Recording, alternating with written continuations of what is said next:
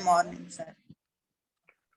Om Sadashiva Samarambham Shankaracharya Madhyamam Asmadacharya Paryantam Vande Guru Parampara.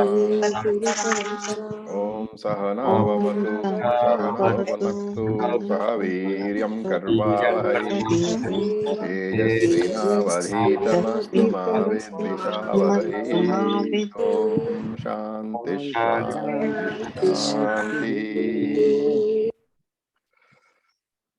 Okay, so we had finished the 6th verse, and now we will start the 7th verse. We'll chant the 7th verse. Shri Bhagavan Uvacha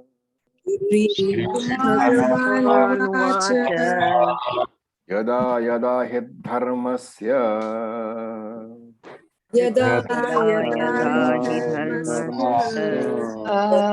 Glanir Bhavati Bharata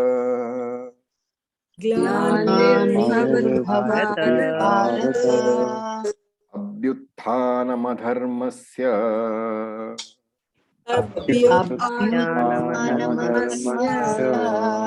Tadatmanam srijamyaham.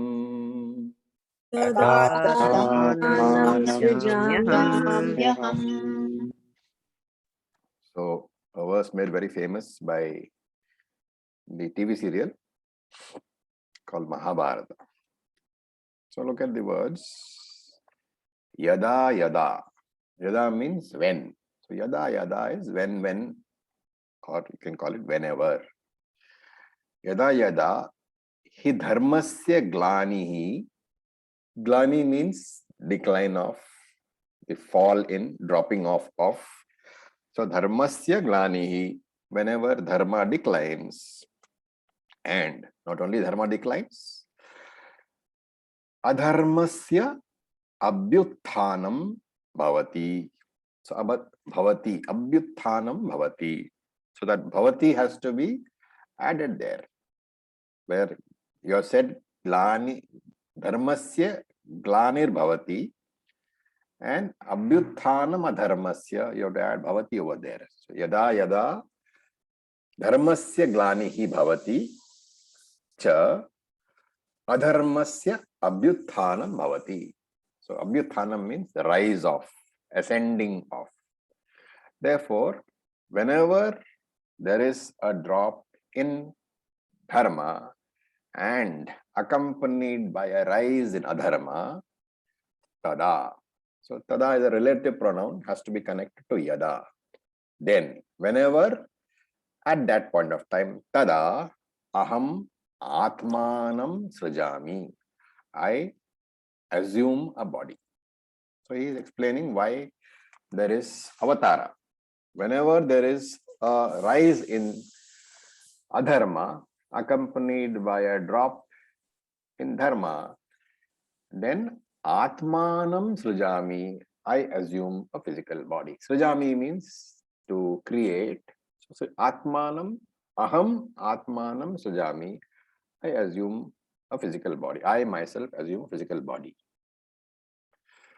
So he is saying, whenever dharma declines, whenever the spiritual values decline, whenever adharma increases, corruption increases, non-righteousness increases, terrorism increases, tada atmanam srijami, I create myself. And here you have to understand, it need not be a physical body. Why would you, physical human body? Why would you say that? Because if you look at the Dashavatara, there are many non-physical, non-human bodies, right? So he takes a body in whichever form that body is required. He takes that kind of a body. The only idea is that that body is required to save the world, right? So here, there is a very nice analogy. You can compare the human body to the universe, to the world. And when some dust gets into your nose, you sneeze, right? That is a system. The human body's systemic remedy is to sneeze when dust gets in. And if you consider the human body as equivalent to the universe, the dust can be compared to the rise of adharma and the dropping of dharma, and therefore the sneeze is the avatar, right? The avatar is a cosmic sneeze. And whenever the system's harmony, the universal system's harmony is disturbed, nothing else is required. The system itself produces an appropriate remedy. So if every organ in the body is functioning, the body is in harmony. And you have to extend this analogy to the whole universe. If everything is functioning in an orderly fashion, then the universe has cosmic health. And that is why in Ayurvedic Shastra, health is defined as dhatu samyam. All the dhatus are in harmony. And what happens if it is not? You decide to eat something from the roadside, and the stomach decides not to digest. So you have ill health. Similarly, at the cosmic level also, if there is an intake of something which disturbs the harmony, harmony alone is the protector of the universe, remember. And that's why the word dharma is there. Dharma is derived from a dhru dhatu. Dhru dhatu. Dhru is to sustain. And dharma is defined as dharayati iti dharma. That which sustains. Sustains what?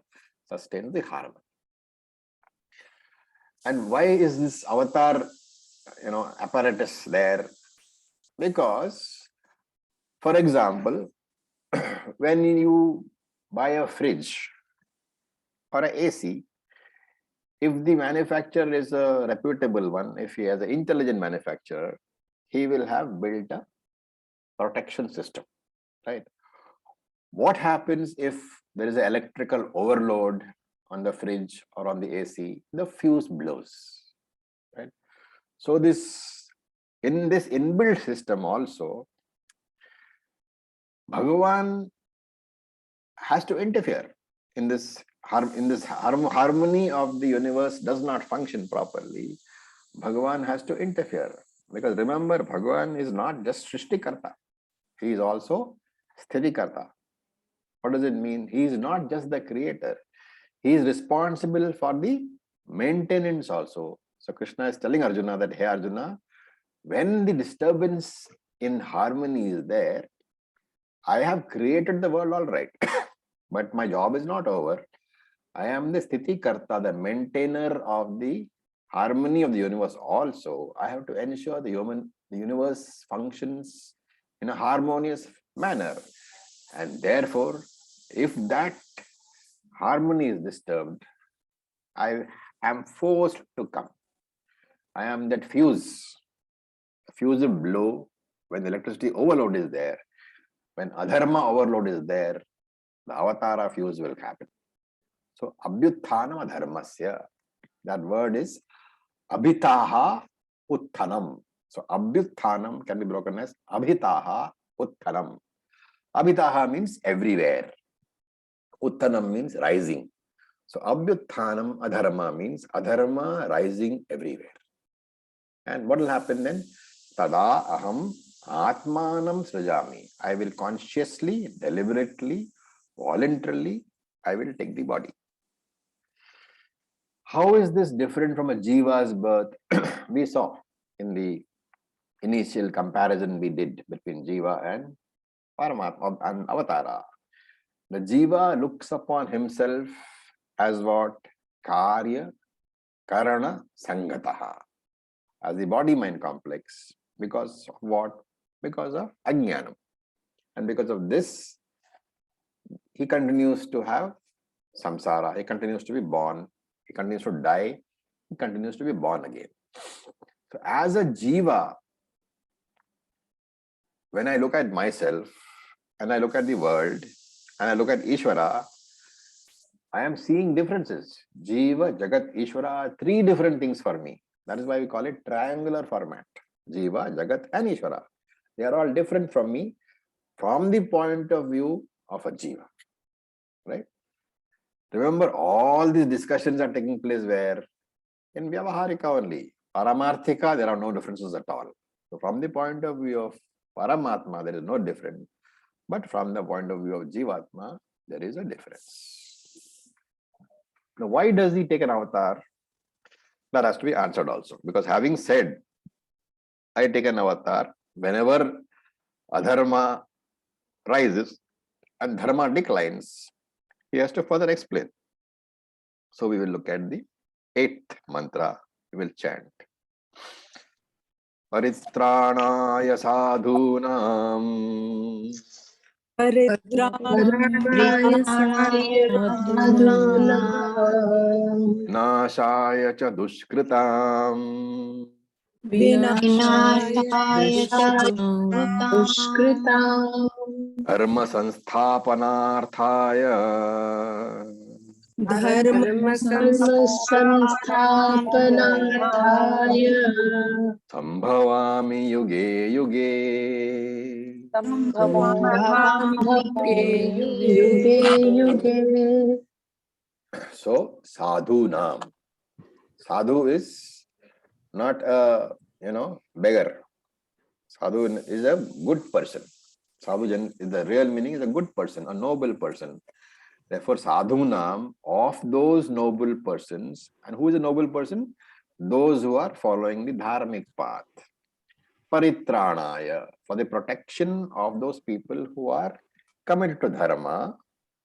And vinashaya, for the destruction of dushkritam, those who are committed to adharma. There is 2 reasons. I am born for protecting those people who are committed to dharma and for destroying those who are committed to adharma. And 3rd reason is there, dharma sansthapanārthāya, for the re-establishment of dharma. Why is he saying re-establishment of dharma? Because you have to refer back to the 2nd sloka of this chapter, where he said, Sa kalena hamata yogo nashtaf parantapa.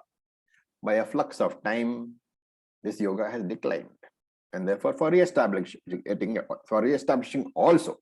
So, for protecting the noble people, for destruction of the ignoble people, and for the re-establishment of dharma, what do I do? Yuge yuge aham sambhavami. I appear in every yuga. Okay, so this is what he says. Now let's look at it in detail.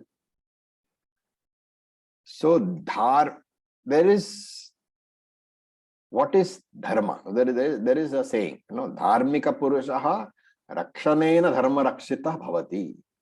That the person who is a dharmika purusha, it is his responsibility to protect dharma.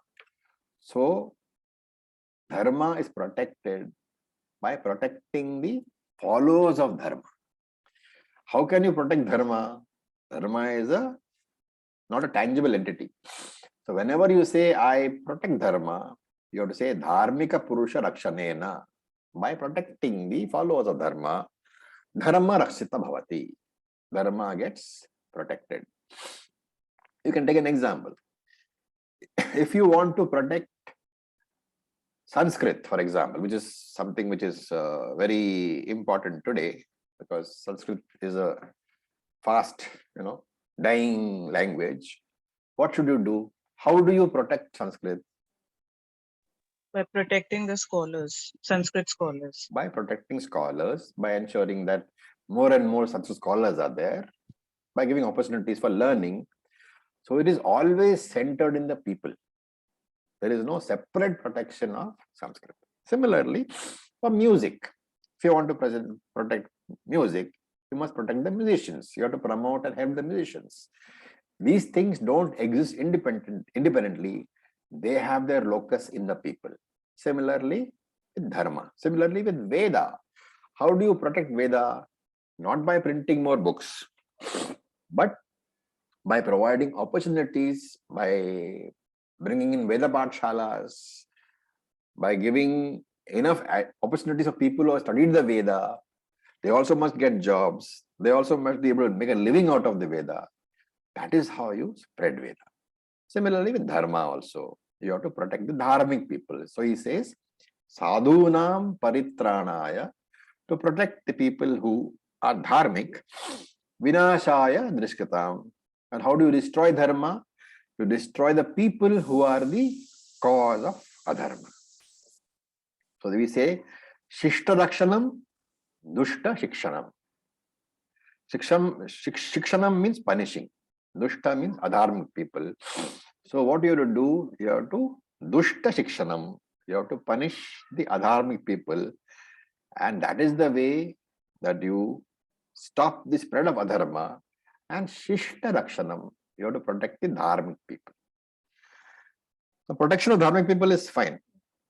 But in Sanatana Dharma, this dushta shikshanam, destruction of adharma, where he says, vinashaya dushkratam, it has to be understood properly. It doesn't mean that you go and cut off the heads of all the people who are dharmic. So, what do you do? There are various ways. You all know the samadana, bheda, danda, right? There is you convert. What is sama? You try to discuss with the person. So actually samadana, bheda, danda is from, where does that come from? Chanakya. Chanakya. So it is meant for the battlefield, actually, how to handle an enemy. But here you can consider the adharmic person as the enemy. So sama means you first have discussion with him, try to convert him to your way of thinking. Then dana, you try to buy him off. You say, I give you more money, you become dharmic. Stop being adharmic. Bribing basically. And then bheda, you create internal conflicts. So these basically all meant to destroy enemy, okay? But we are saying these are possible ways without himsa, without violence. And when this doesn't happen, then only can you go to danda, which is violence. So you should exhaust all the peaceful methods, all the methods which are free of violence, you have to exhaust. You try to convert the person, try to, give him a chance to convert somewhere else, all those things. If it doesn't work, then you have to destroy the person, because without destruction of a dharmic person, adharma will always remain. So you can see in the Mahabharata itself that Duryodhana was given several chances to give up his evil ways. Only when it didn't work, finally the battle was begun. Similarly, Ravana was given several chances in Ramayana. And when that didn't work, then only Rama went into battle. So that is finally danda, through punishment. When samadana bheda has failed, you have to use violent method. And Krishna uses both these methods in Mahabharata. Danda is the war, and sama, conversion, is the teaching, is the Bhagavad Geeta itself. And that is why dharma sansthapanarthaya, for re-establishing dharma on earth, he came. Now, among the 10 avatars, remember, what are the most, the important 2 avatars among Dasavatara? Ram and Krishna. Rama and Krishna. Ram and Krishna, right? Why are they important? Because they did not just come with the purpose of just killing the adharmic or the opponent, but they were also teachers as avatars, and they were teaching us through their own life. Very good. So both the avatars are important, because only in these 2 avatars was any teaching involved. So Krishna taught through Gita, Rama taught through his charitra, through his own behavior, right? Matsya avatara, for example, a fish cannot teach. Kurma avatara, a tortoise cannot teach. Narasimha avatara, Narasimha did not have any time to teach. He was busy killing everybody who came in front of him. And Krishna taught by teaching dharma. And that is why today, even today, when you come across a situation which is troublesome, what do you say? Hey Ram or Hey Krishna? They don't say Hey Matsya or Hey Narasimha or Hey Kurma. Nobody says that. Right? And that is why today also there is a saying, in respect of this is a small little deviation actually. So you say that in the teaching process, I am sure you've heard this before, do as Rama did, but do as Krishna said. See the difference?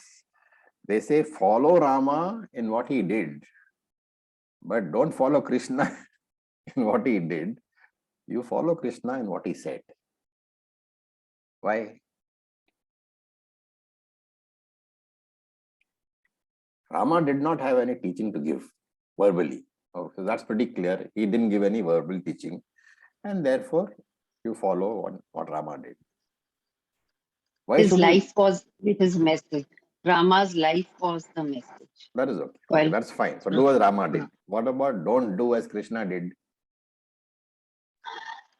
क्योंकि कृष्णा के some of the examples like चोरी करना and तंग करना, these are like leelas what he has done. It's not practical in today's world. So these are all leelas. They're not practical also. Krishna had 16,000 wives. It doesn't mean you should go and have 16,000 wives. Okay. For one thing, you can't take care of one wife nowadays. Where is the question of 16,000?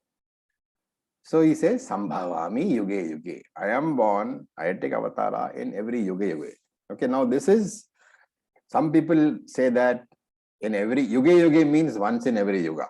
So that interpretation is not correct. It's not laying down, there is a maximum and a minimum.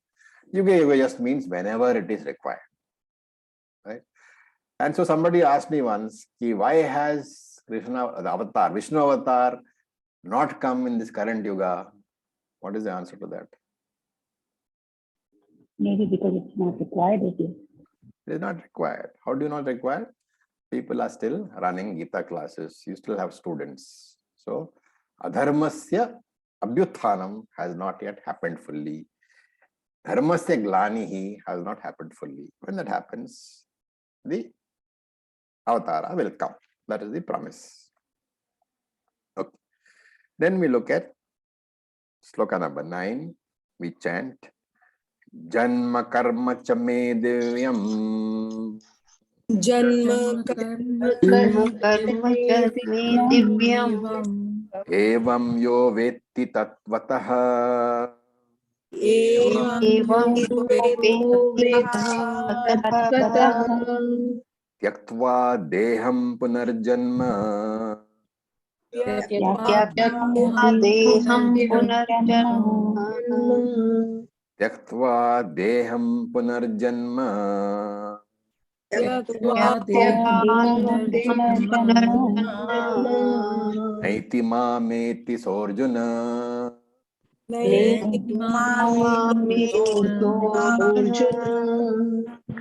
So, yah evam, that person who in this manner me divyam janma karmacha tatvatah. Me divyam, my divine janma karmacha, birth and karma. Ya evam, that person who in this manner understands my janma and my karma tatvatah, in reality. Vetti, he knows. The person who knows like this, saha, that person, deham tyaktva, when he gives up his body, when his body dies, punaha janmana eti, does not have any rebirth. And what happens to him? Mam eti, he comes to me, hey Arjuna. Very beautiful promise. The one who knows in reality my divine birth and karma, that person, when he gives up his body, hey Arjuna, he will come only to me. Okay. So he's saying that this, see, there are two words which are very commonly used. Some people say God realization, and Vedantics say self-realization. A lot of people, especially on the Bhakti Marga, they only talk about God realization. For them, there is no such thing as self-realization. And therefore, one tends to get confused. Are these two things different? Is self-realization something and God realization something else? So Krishna is saying here that that person who knows my real nature, which is what? God realization. He comes to me, which is self-realization. So he is saying that self-realization and God realization, they are not two separate paths. Right? For example, if you take a golden chain, the realization of the gold, is it different from realization of the nature of the necklace? No, because realization of the nature of the necklace is recognition of the fact that necklace is gold. And therefore he is saying here that you realize your true nature, self-realization, you will understand that that nature is not different from the nature of God, that you are God yourself, you are Bhagavan yourself. Therefore, self-realization and God realization are only two different words. You will arrive at the same nature, Satchit Ananda Swarupam. Therefore, Krishna says, Yahaveti me janmaha. Supposing a person understands the true nature of my avatara. Remember, Krishna Shariram is not the real Krishna, right? There is no such thing as real Krishna because the Krishna Shariram is there. That Krishna Shariram is subject to arrival and departure. The real Krishna is what he said in the earlier verse. Ajo sannavyatma bhutanam ishvaro pisa. Ajaha, unborn. Avyaya atma, changeless. Bhutanam ishvaro pisan, the Lord of all beings. That is the real Krishna. The Krishna Shariram is not the real Krishna. And therefore, Divyam Karma. Divyam Karma is to be taken as all the divine karma, which is impossible to believe from a human being. So the Bhagavan's Leela. And what is that Leela? Paritranaya sadhunam vinashaya chadashkrita. So he understands this tatvataha, understands the true nature of that Shariram, of that Krishna Shariram, of the Krishna Rupam. What happens to him? Tyaktva deham, having left the body, punarjanma naiti, he is not born again. Mam eti he Arjuna, he comes to me alone, which means he will attain liberation. So knowledge of the real nature of Krishna, the real nature of Ishvara will lead to liberation. Right? Note that Mam eti, coming to me, merger, is figurative only. There is no merger with Brahman, right? Why is there no merger with Brahman? Because we are Brahman. No two things. There are Yeah. no two things. And I am. Brahman is everywhere. Right? There are no two things. You are also Brahman. Brahman is there. There is a question of something merging with itself. Now, if you ask a Jnani, there's one word here which needs to be again understood properly. Punarjanma. Right? If you ask a Jnani, what will he say? What is Punarjanma? Do you have Punarjanma? If you ask a Jnani, what he will say?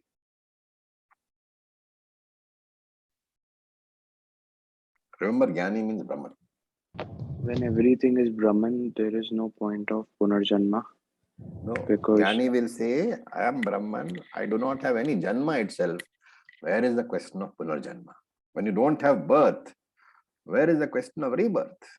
That is the point of view of a Jnani. Remember that as Vedantic students, you are talking about, as long as you keep talking about Punarjanma, avoiding Punarjanma, you have not understood. You don't have a Janma at all. You have never been born. Where is the question of you being born again? That understanding has to come very, very clearly. The entire, Gita from now onwards, this point we shall be bringing out again and again and again. Do not ever think that you were born. Do not ever think that you need moksha. You are Brahman, you don't need moksha at all.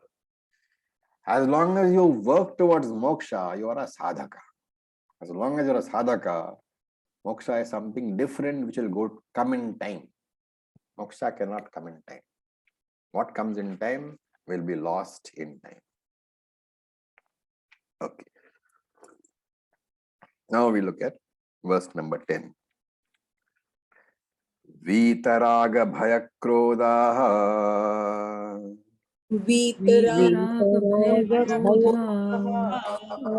manmaya mamupashritaha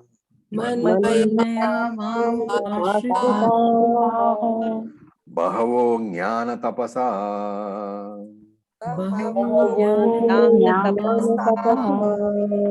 bhuta madbhavam agataha.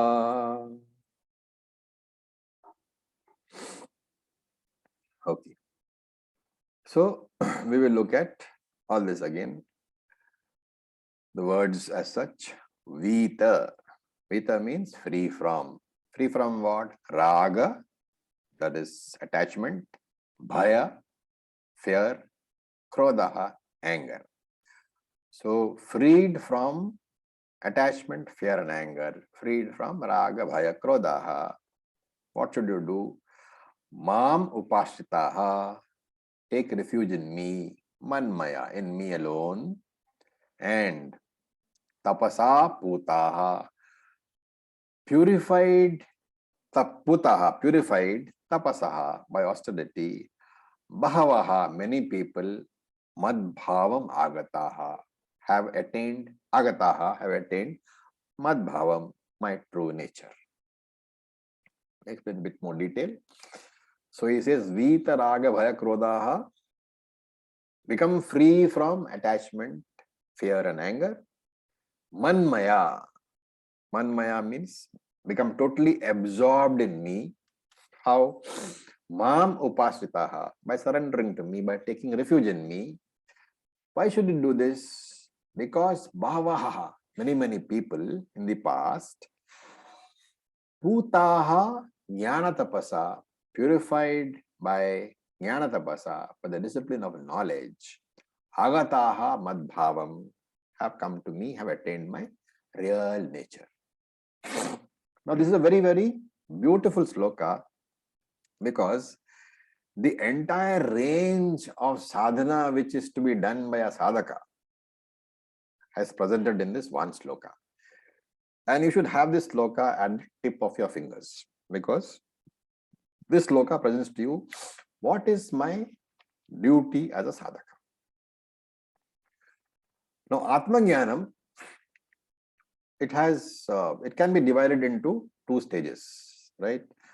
One is understanding Saguna Ishvara, the Lord with a form. And one is understanding Nirguna Ishvara, the Lord without a form. So you will see this Nirguna Ishvara understanding from chapter 7 onwards. Now, so right now we are talking about the first stage, understanding of Saguna Ishvara. The understanding of Saguna Ishvara itself, himself or itself, can be divided into two stages. One is appreciating Eka Rupa Ishvara, appreciating a Lord with one form, which is what Rama, Krishna, Devi, Lalita, all these things. This is Eka Rupa Ishvara, Ishtha Devata. And all of us, we have to start with that only. I'm assuming that those of us who are starting on the path, most of us are advanced students, so it doesn't apply to them. But those who are starting on the path, they have to start with Eka Rupa Darshanam only, single Rupa Darshanam. There are many advantages, of this, because in Shastra it is said that a person who has three healthy relationships, what are they? Mother, father, and guru. He is a well-settled person. He is a person who has developed properly. Unfortunately, many of us do not have all three. Some people don't have a good relationship with the mother, which is rare actually, but most people, mother is a very primary figure. But still, there are people whose relationship with the mother is not good. Many people don't have good relationship with the father, and many people do not have a guru at all. So in such cases, what should happen? If you have an Ekarupa Ishvara, you convert that Ekarupa Ishvara into the person with whom your relationship is not good. So convert that Ekarupa Ishvara into your father or mother. So when you talk to your father or mother, sometimes they don't have the time to talk to you. Sometimes they don't understand you. And you can't talk everything to them, right? Everybody, because you're worried about what they think about you. So that problem is there. But when Bhagavan is available, it's very useful. That Ekarupa Ishvara is very useful for your emotional health, because you can talk to him anytime. You can go to the room and close the door and talk to Krishna. So talking to people, parents, siblings, friends, as I said, has issues. They may not understand. You are worried about what they may think of you. And further, whatever you say, they might tell somebody else. But talk to Krishna, no such problems. Krishna knows how to keep his mouth shut. So that is Ekarupa Ishvara Bhakti. And there are many people whom I know, many of them students here, who have used Ekarupa Ishvara to heal themselves emotionally and very successfully. So always do that. For a start, you can replace whichever relationship is not good in your life, you can replace with Ishvara. It will be a very stable and non-criticizing relationship. The second is, once you have stabilized in the Ekarupa Ishvara Bhakti, then that is not the end, right? Unfortunately, many people, majority of people in this world, they live and die with Ekarupa Ishvara Bhakti. But Vedanta says that is not correct. Krishna says that is not correct. From Ekarupa Ishvara Bhakti, what is the understanding that I worship, let us say, Krishna? Then my wife worship, let us say, Shiva. Then my son, when he grows up, he worships Devi. My neighbor worships Kali, and so on and so forth. The other neighbor worships Ganesha. And I am friends with all of them, and I see that for them, everything that I have derived from my relationship with Krishna, they derive the same things from their relationships with Rama, with Devi, with Ganesha. They also have the same benefits. So what do I understand? That maybe it is the same power behind all. For me, that form is that of Rama or Krishna. For him, the form is that of Devi or Ganesha. And in this understanding, my outlook becomes broader. I expand my vision. And I say that Ishvara has not just one form, but Ishvara has several forms.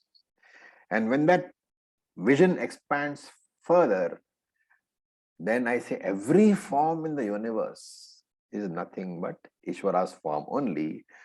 And from there I come to the conclusion that the whole universe finally is nothing but the body of the Lord. The whole universe is nothing but the form of the Lord.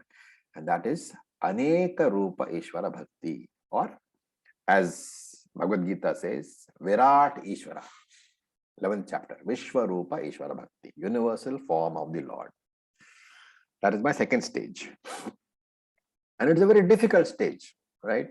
Because in Virata Ishvara, you cannot say that, I think everybody is God, excepting maybe, my mother-in-law. Maybe not. You can't say that. Right? Everybody is a form of the Lord. Even the scorpion which bit you yesterday, that is also the Lord only. And it's difficult to get there. So it's important. Once you do that, then you are ready for the final stage, moving to Arupa Ishvara, formless, Nirguna Ishvara. Everybody has to go through these three stages. Some of you are already there who are, in maybe stage number 3 or stage number 2. So don't think that you came directly to stage number 2 or 3. Vedanta says that is not possible. If you are in stage 2 today, you must have gone through Ekarupa Bhakti in your previous lives. So everybody necessarily has to pass through these 3 stages. You can take as much time as you want, because to drop Saguna Bhakti is extremely important, extremely difficult. We all know you get attached. There is raga over there to the form of the Lord. And that is why people fight with each other about religion. You know, Krishna is better than Shiva, Shiva is better than Devi. All these fights, Vaishnavites and Shaivites, they can never see eye to eye. There are times when they come to blows. Imagine coming to blows on the basis of the Lord which is one with everybody. Okay, so it's extremely difficult to drop Saguna Bhakti. It's like, you know, as a child you had certain favorite things. Now you had, for example, a pet balloon. Balloon was a very important thing for a child. If the balloon breaks, the child cries for ages, right? But as you grow up, the balloons will lose importance for you. Just as the Barbie doll, you know, Barbie dolls were very important when you were small, but they are not important anymore. In fact, if you still have the Barbie doll, it's probably lying in some corner of a cupboard, you know, all dusty. So as you mature, you grow out of your toys. And this is the same. Enjoy Ekarupa Bhakti, enjoy this Ishtadevata Bhakti as long as you have it. When you are ready, you will automatically grow out of it. You will drop it. And these stages which the seeker passes through, this is talked about in this sloka. Look at this sloka. Vita Raga Bhaya Krodha. This is the first stage. You have to have Saguna Ishvara Bhakti. You have to follow Karma Yoga. You have to dedicate all your duties to the Lord, Ishvara. Arpana Bhavana. You have to get all the results with a calm mind. Ishvara Prasada Bhavana. You have to surrender to the Lord. In that surrender, you will be free of attachment. You will be free of anger. You will be free of fear. And therefore, Vita Raga Bhaya Krodha. Your entire life is to be converted into a worship. So we say, Yat Karoshi Yadashnashi Yat Juhoshi Dadasi Yat. Yat Karoshi, whatever I do. Yadashnasi, whatever I eat. Yat Juhoshi, in whichever way I worship. Dadasi Yat, I offer it all to you. That is the crux of being a grihastha. You know, and that is why we, at least in India, traditionally in India, every house has to have a fire, has to cook food. You have to cook food daily. One of the essentials of being a grihastha in the traditional manner is that you cannot order from Zomato and Swiggy. You know, you have to cook every day, because daily cooking is a must, because that food, the fresh food, has to be offered to the Lord. When you do that, the rest of the food becomes prasadam. You can only eat prasadam. First, it has to be offered to the Lord, then it becomes prasadam. Then alone, grihastha life will become grihastha ashrama. That is, offering the Lord before you eat is very critical to convert your life into grihastha ashrama. By following such karma yoga way of life, all the raga, bhaya, krodha, etc., they are neutralized slowly over a period. Now, one important point here, karma yoga generated chitta shuddhi. Chitta shuddhi is the objective of karma yoga, right? One should very carefully understand that karma yoga generated chitta shuddhi has always got some remnants of ragadvesha. You can never get 100% chitta shuddhi through karma yoga and upasana yoga. It will always have some remnants of ragadvesha. Most of the texts will never talk about this, but the acharyas in their commentaries, they always say please remember that Chitta Shuddhi generated by Karma Yoga will always have some remnants of Raga Dvesha. Absolute Chitta Shuddhi, 100% Chitta Shuddhi can never be obtained, can never be attained in brackets. Attained is in inverted commas. Absolute Chitta Shuddhi is what then? What then is absolute Chitta Shuddhi? Absolute Chitta Shuddhi Knowing Atman. is an understanding. Knowing Atman. Because only Atma is Nitya Shuddha, is eternally free of any impurity.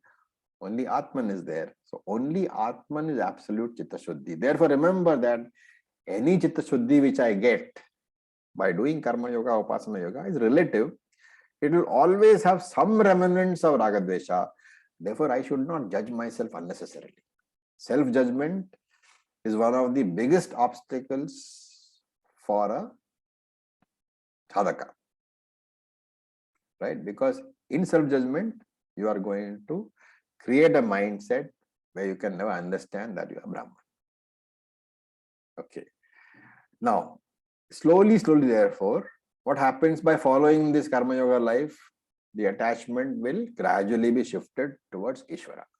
So, the spiritual journey, it starts from dependence on the world, which means I am happy because the world is there and I'm happy because of the sense objects, and all the sense objects give me some pleasure. When you start the spiritual journey, you realize that dependence on the world is a very risky thing. Why? Because the world is extremely fluid. There is no certainty at all. And when I tell you that next Saturday there will be Bhagavad Geeta class, you should remember that there is a qualifying clause if this body is still around. The world is extremely, risky. The world is extremely fluid. We don't know what is going to happen. So world dependence is not a very safe thing to do. Therefore, I shift my dependence from the world to Eka Rupa Ishvara. Then from Eka Rupa Ishvara, I shifted to Aneka Rupa Ishvara. And later I find out what?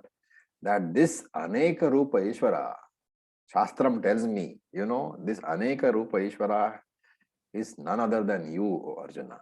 And therefore, your final movement is world dependence to God dependence to self-dependence, to independence. That is the spiritual journey.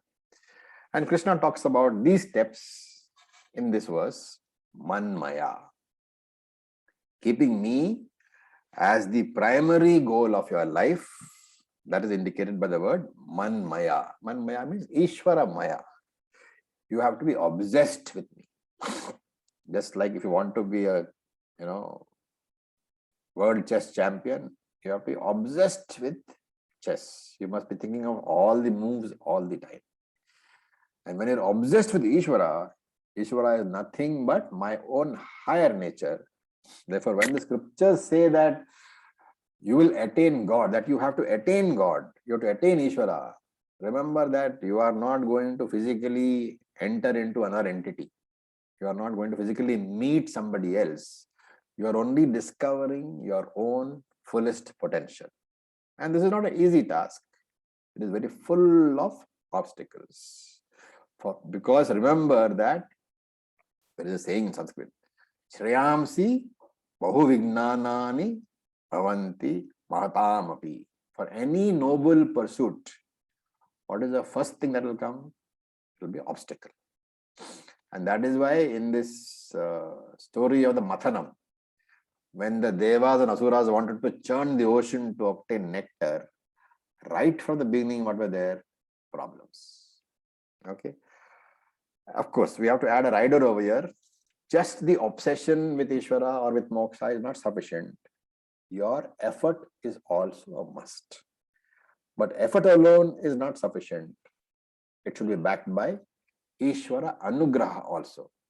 And that Krishna indicates by saying, Mam Upasritaha. Ishvara Anugraha is necessary. Right? So there are two engines, like when the train goes, let us say for you going from Coimbatore to Ooty, you will find that because there is an upward incline, sometimes the train has two engines, one in the front and one in the back. So there are two engines. One engine is called free will and one engine is called Easwara Anugraha. So you're ready for my journey.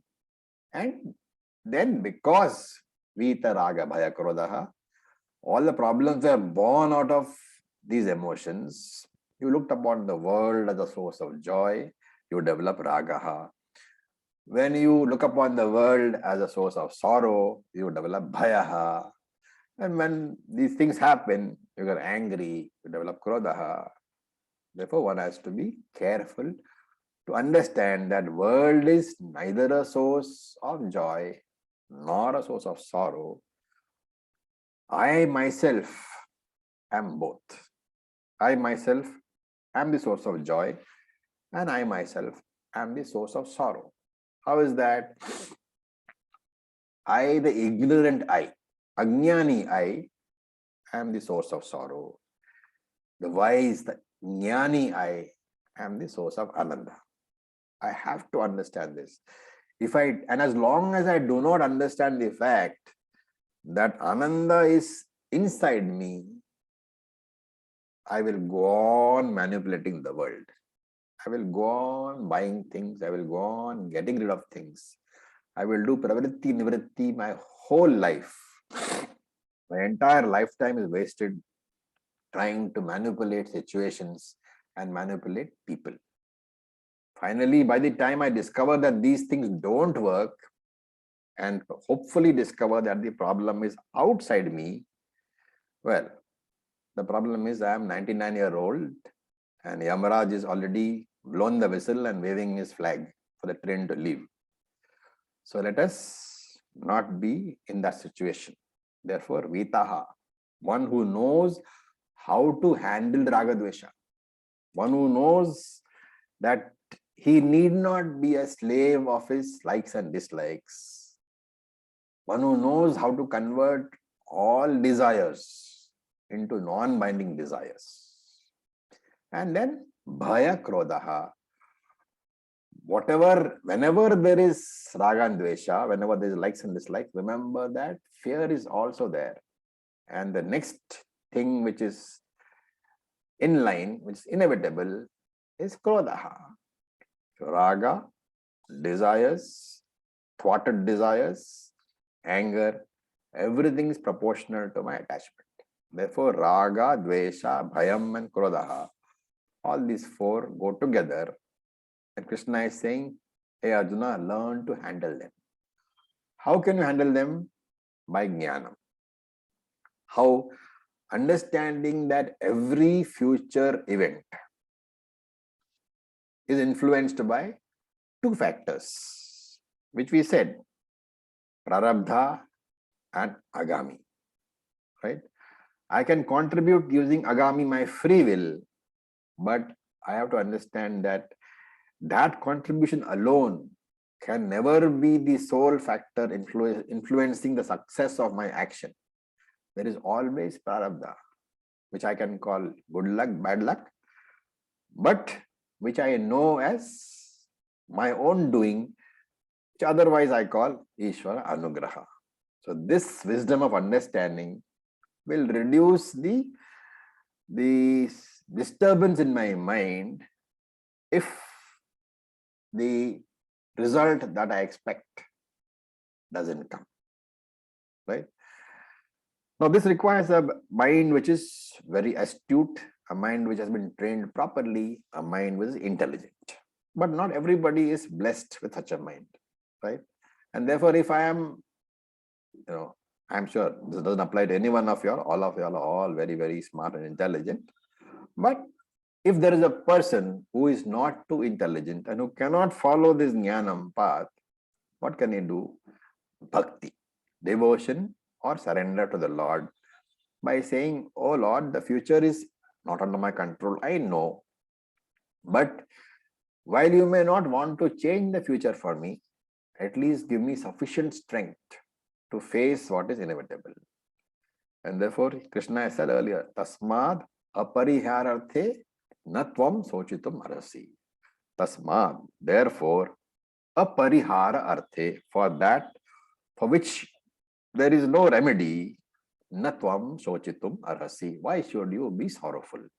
It is silly to grieve about that which you cannot change. And therefore, the intelligent person is the one who is prepared for what is inevitable. Intelligence should give us the ability to prepare for choiceless situations. And here you can either rely on the Lord by surrendering to Him, or you can rely on yourself through Jnana. Irrespective of the way you do it, whether you use Jnanam or whether you use Bhakti, in both cases, you have to learn to handle the problem of this intense attachment which is called Ragaha, fear and anger. One has to learn to handle all this. And one who has mastered this technique of handling, he is called Vita Raga Bhaya Krodha. And Shastra calls it Shuddha Antakaranam, the one with a pure mind. What do you mean by pure mind? The purity of my mind is determined in terms of the extent to which my mind is influenced by Raga, Dvesha, Bhaya, Krodha.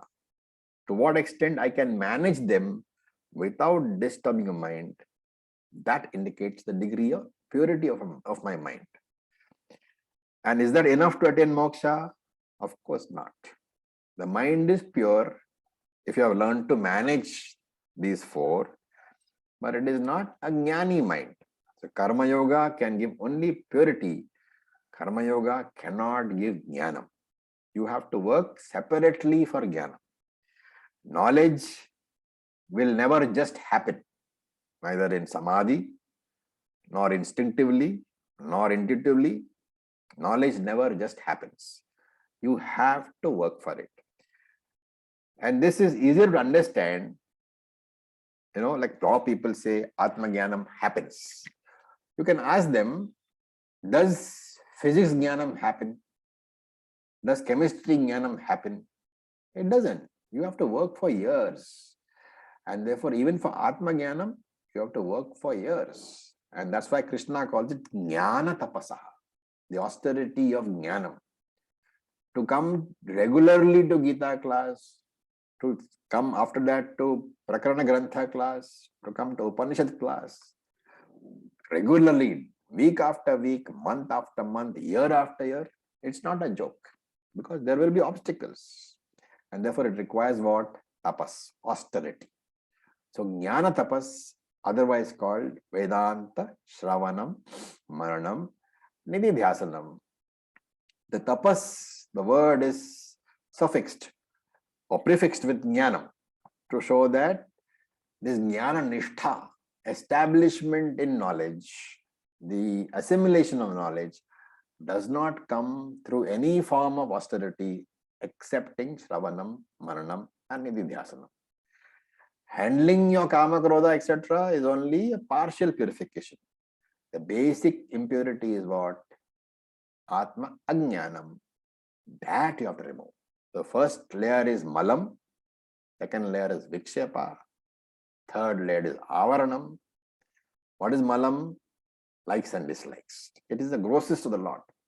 Vikshepa is a wandering mind. Little more subtle. Atma Jnanam is the most subtle. The ignorance of who I am.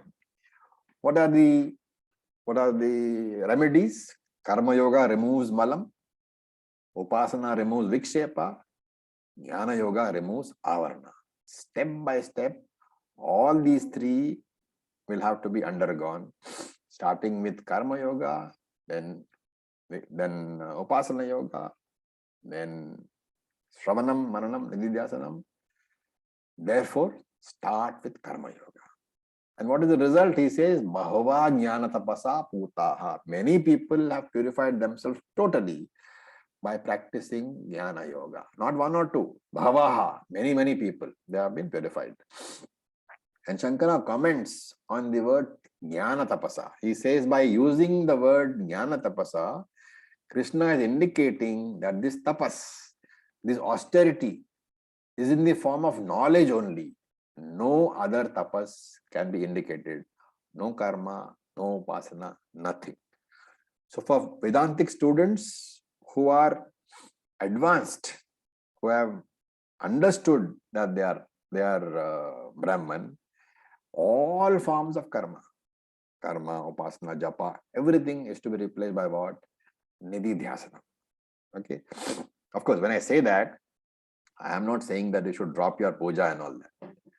It simply means that you can continue to do all that. But once you're an advanced Vedantic student, you're doing your japa, you're doing your daily prayer, you're doing your parayanam, you're doing your sandhya vandanam, you should no longer consider it as a sadhana for you. No karma you're doing is a sadhana because you are Brahman. Where is the question of sadhana to achieve Brahman? And therefore they are all done for loka sangraham, for the benefit of others. That is why today also in all the Shankaracharya mutts, you will find that puja is still being performed. All those Shankaracharyas, they are all jnanis, right? Their change to binary format has occurred long ago.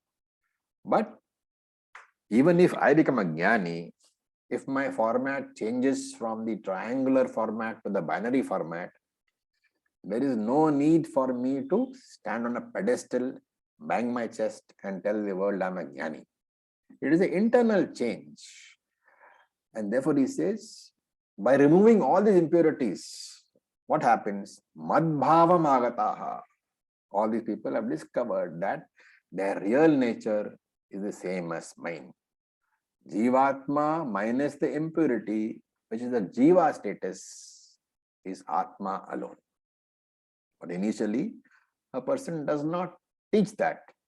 And therefore, initially in all the scriptures, in all the Prakarana Granthas, in all the Upasanas, in all the Upanishads, we teach that Easwara is there, you have to worship, there is Shivaloka Praptihi, all these you present as physical events.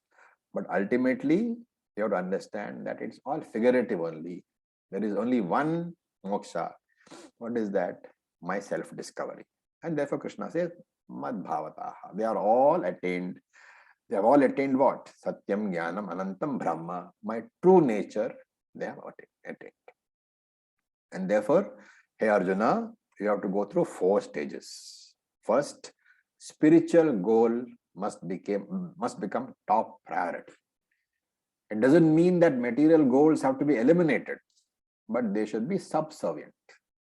All material goals which are not serving the purpose of being a support for the spiritual goal must be dropped. This is called getting the spiritual direction in my life. The second stage is taking the help of the Lord in this grand journey, the surrender to the Lord. Third stage is purification of the mind by reducing impact of raga, dvesha, bhaya, krodha. Fourth stage is study the scriptures, gain self-knowledge, and get moksha. Arjuna, many have done. Bahavo. Therefore, you can also do. So with this, we'll stop for today. Any questions? So in the verse 9, I know I've somehow understood it incorrect, because what I'm understanding is that that bhakti is also a way to moksha. This is what I'm getting confused, is the learning from verse 9, which I know is not correct. Without bhakti, you cannot have chitta shuddhi. Without chitta shuddhi, you cannot get moksha. That's the... So bhakti is important. That's what he says. And whenever somebody says bhakti marga is a mark to moksha, you must remember that it means chitta shuddhi has to happen. Without chitta shuddhi, jnanam will not function. No, but is verse 9, is Krishna saying that through bhakti you can get self-realization? You can get chitta shuddhi, he is saying.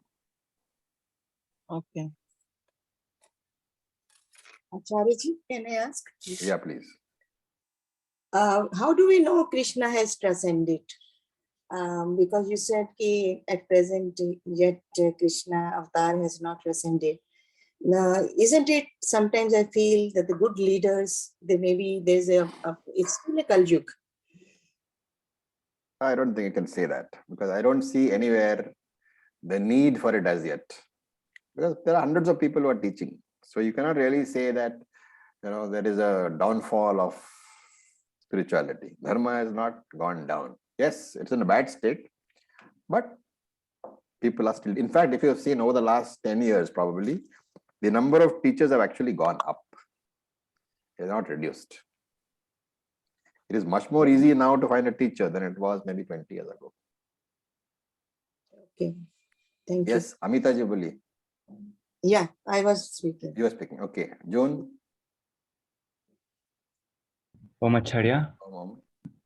I have two questions. The first one is regarding the 4 parts of destroying the enemy. It was Sama, Dhamma, Veda, and what was the fourth one? Danda. Danda. Danda literally means stick or punishment. Okay. Thank you. And the second one is in the 9th verse. So Krishna is saying that these persons that really understand my birth and my karma.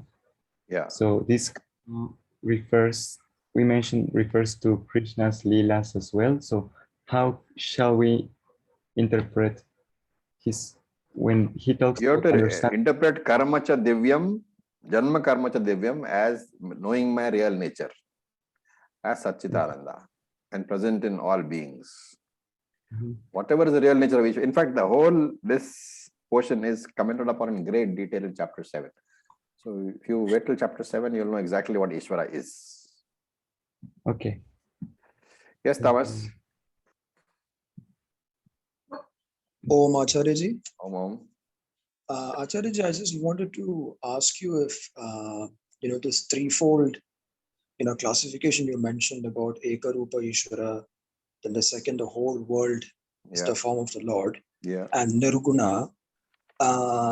It just naturally occurred to me, so I just wanted to clarify if these have any correspondence with Dvaita, Vishishta Advaita, and Advaita. No. This is, you can actually say that as long as you are in the first 3 stages, you are in Dvaitam. Okay. Okay, but you remember that Vedanta presents Ishvara as Dvaita and ends up with negating all the Dvaita. So that is the method of teaching. It is called Adhyaropa Apavada. Adhyaropam is the superimposition. That is, you are presenting a Dvaita function. You are presenting something as superimposed upon the Atma. So when you say Dvaita Ekarupa Ishvara, you are presenting a body superimposed upon Atma. When you are saying Anekarupa Ishvara, you are presenting universe as superimposed upon Atma. So that is teaching style. Because it is necessary to have a concrete thing to understand. So the concrete bodies are presented as superimpositions, which is called Adhyaropa. Once you have understood that, then Krishna goes around and removes the Adhyaropa, saying there is no such thing. Everything is Atma alone. Thus presenting Nirguna Ishvara.